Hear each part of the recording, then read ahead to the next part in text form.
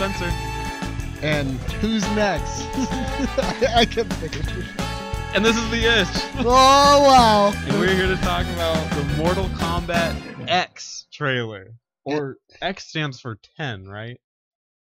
Okay, I'm good on my Roman numeral. I'm a beast. But the X also means like a new beginning, sort of. You know, it's like the first, you know, whatever. Fuck it. Anyway, so all right, so I happened to witness the trailer a little bit earlier, right when it first came out. Which the trailer will be linked below. Yes, Get so that. you guys can go check it out. And Spencer just recently watched it, and I found some relevance to it. That was interesting. The first and most important thing that I found is interesting is if you look at Mortal Kombat, Mortal Kombat 1, have you played that? Yeah, well, a long time ago. Yeah, many moons, right? Many moons. So the first Mortal Kombat was, you know, just basic, hey, rip the dude's, you know, spinal cord out. Simple stuff, you know, burn the guy, freaking whatever. All the fatalities and whatnot. And then you jump to Mortal Kombat 2, and it's kind of just like building up off of that. And then finally into Mortal Kombat 3, which is one of my favorite Mortal Kombats, had like more emphasis on combos. You're doing run combos. You're doing like you have like all these setups and all that stuff, and you got stage transitions. It was so cool. It was like absolutely amazing. I remember a lot of the music. I used to play it on Sega Saturn. One of the last games I played on Sega Saturn. I didn't know anybody actually played the Sega Saturn. Well, I still have it too. It's collecting dust in storage. All Sega games do. All right. You just gotta hit me right in the top. So, you know, fell off the bandwagon, of course, as most people do with Mortal Kombat. By Mortal Kombat 4, just was garbage. And then, I mean, it may have nostalgia, but at the end of the day, it was shit. And, you know, fast forward all the way up to Mortal Kombat 9, which was the previous title or whatever. And the one thing, I tried to get into Mortal Kombat 9, I had this huge problem with the game. What's that? It's fucking clunky as shit. The game just felt really fucking clunky. Like when you're doing combos, like you do combos that don't even like make sense. You'll be like punch, and then headbutt or something. You're like, what the fuck? Who would do that? Like in reality. So we saw the Mortal Kombat 10 trailer, and there were some things that I found that was actually like interesting about the game. Most important thing is it felt more like a movie or something, didn't it? Felt like there was something more to it than just kicking someone's ass. Yeah, I mean, assuming those were the combos that I saw, we had some weird ones that it actually felt pretty fluid. Yeah. It looked like every kind of character had their own style too, which was really nice to see that. And I think that's and I'm glad you pointed that out. It's incredibly fluid, and it's super, like, everything's intense. Everything's like faster. Everything, like, you feel like there's a literal, like, there's a sense of style with every character, in the sense that everyone looks fucking cool. No matter, like, even the new characters. I know nothing about them. I can't even name their fucking names off the top of my head.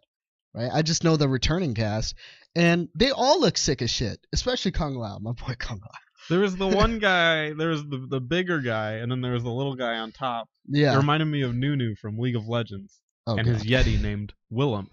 Little trivia for you. I enjoyed it. Well, it's a little girl, and she's fucking evil.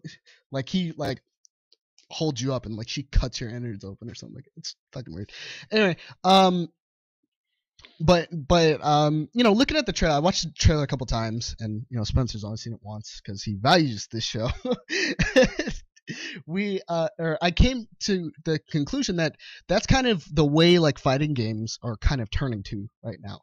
Is a lot of people want a more theatrical approach to things, and Mortal Kombat was, you know, one of the first movie-made fighting games.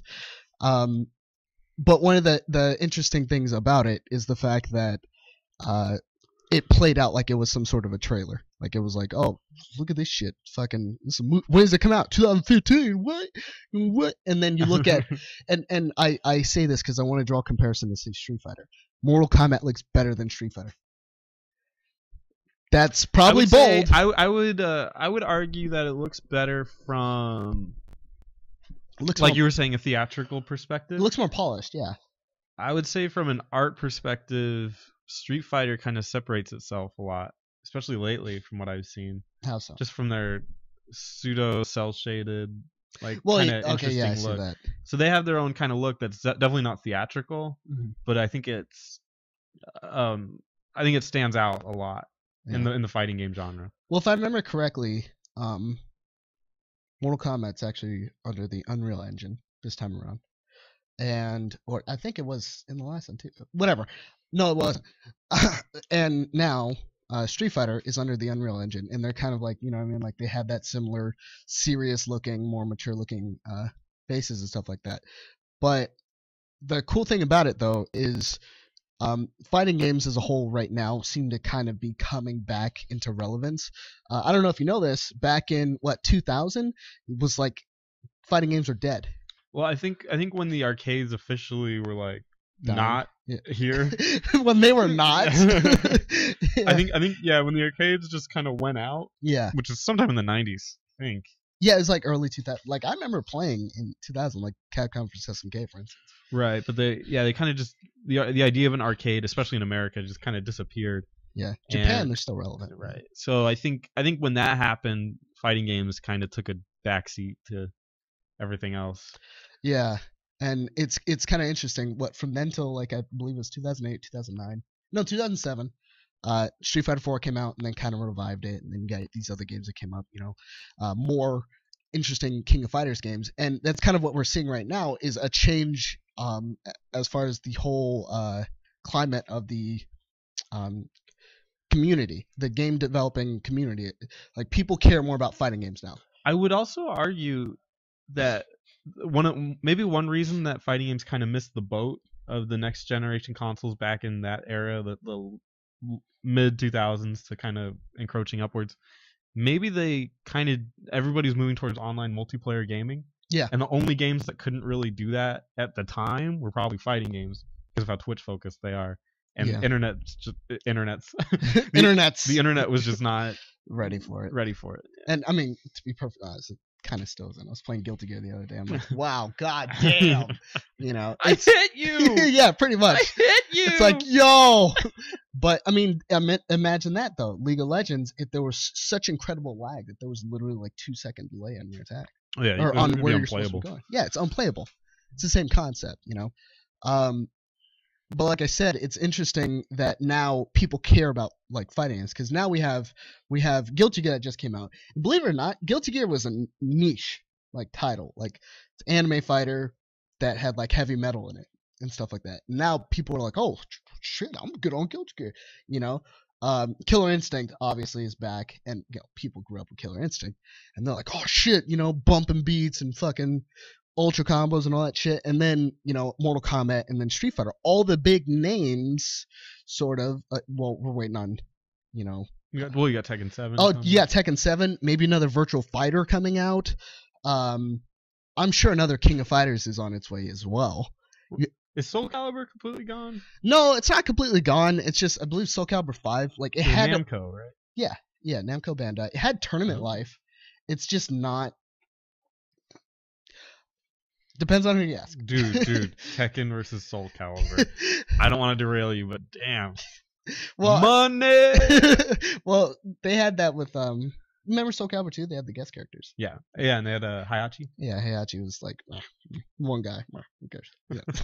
Yeah. But regardless, a little bit of rant. You know, I just kind of wanted to go into detail about how fighting games are kind of evolving, and it's good to see it because fighting games are like they should be like a new fighting game should come out once every like 2 years or so. You know, per title. Per title, like I would think. Mortal to be Kombat honest. every 2 years. Yeah. Yeah, well, 2.5, yeah.